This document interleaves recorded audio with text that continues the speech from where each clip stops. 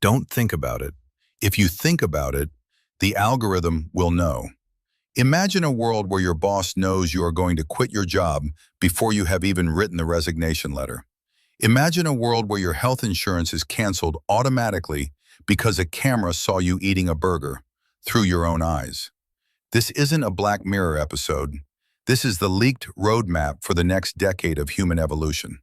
We are currently sleepwalking into an era where privacy doesn't just die, it becomes a luxury item that 99% of the human population can no longer afford. But the scariest part isn't that they are watching you, it's where they are watching you from. Because by 2030, the internet won't be something you log into, it will be something that lives inside your bloodstream.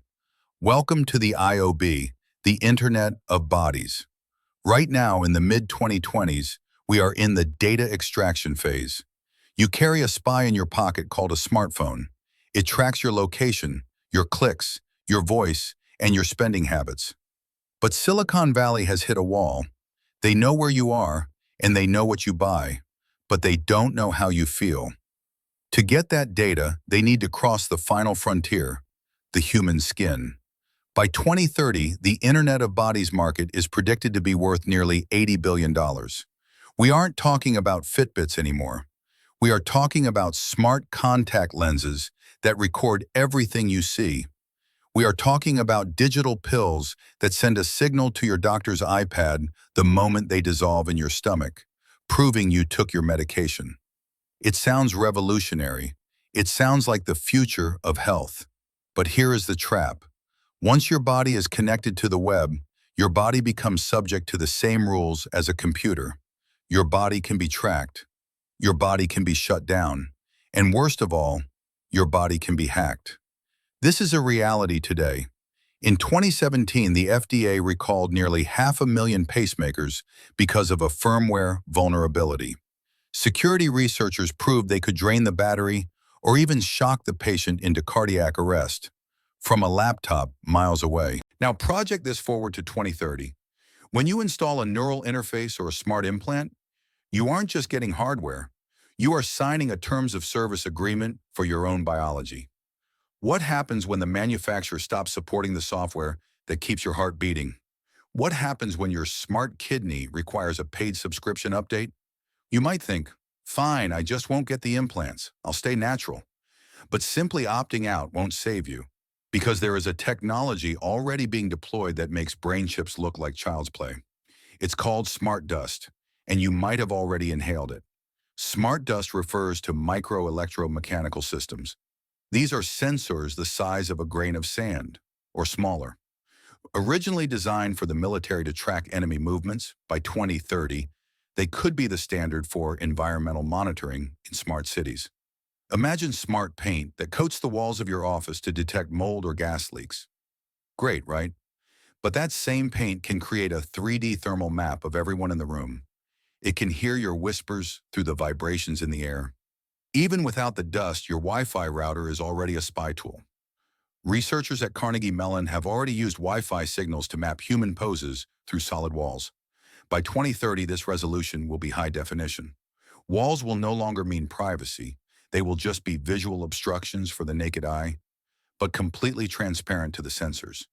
You can hide in the dark, but you can't hide from the data. And this leads us to the most dangerous shift of all. The moment when surveillance stops being about watching you and starts being about grading you. This is the beginning of the biosocial credit reality. We've all heard of financial credit scores, but the 2030 version combines your financial data with your biological data. Let's say your smartwatch detects you haven't slept well for 3 days. It also knows your voice pitch has lowered, a biological marker of depression. You apply for a high-stress job. The AI hiring manager rejects you instantly. Why? Because the algorithm predicts you will have a mental breakdown in 6 months. It hasn't happened yet, but the data says it will. This is predictive policing applied to your career, your relationships, and your life. Insurance premiums will be dynamic, changing minute by minute based on what you eat and how much you exercise. But here is the darkest twist of the entire scenario. We won't fight this dystopian nightmare. We will beg for it. Imagine your father has a heart attack. Because of his implant, an ambulance is dispatched before he even hits the floor.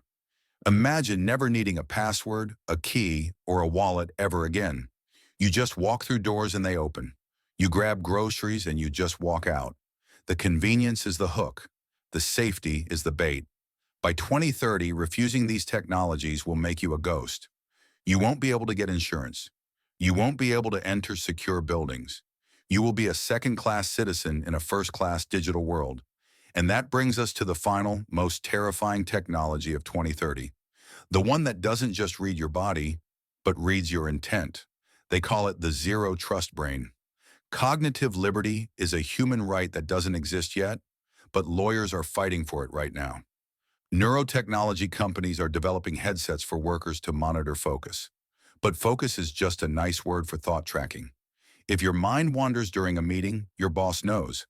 If you feel attraction towards a coworker, HR knows. If you feel anger towards the government, well, you can guess who knows that. In 2030, privacy isn't about hiding your nude photos or your bank balance. It's about hiding your inner monologue. Once the barrier between thought and speech is dissolved by technology, the concept of the self dissolves with it. We become transparent nodes in a hive mind. So what does the world look like on December 31st, 2030? It looks like a class divide. The wealthy will pay millions for analog zones. Houses shielded from sensors, where they can have private conversations. The rest of us, we will be the data cattle, grazing on free content while we pay with our biology. Is there a way out? Perhaps. It starts with data poisoning, feeding the algorithms fake info. It starts with demanding the right to repair your own body. But the window is closing fast. The question isn't, will privacy end in 2030? The question is, what are you willing to hide right now? If this scared you, you need to watch this video next on how to disappear from the internet entirely. It might be the most important thing you watch today.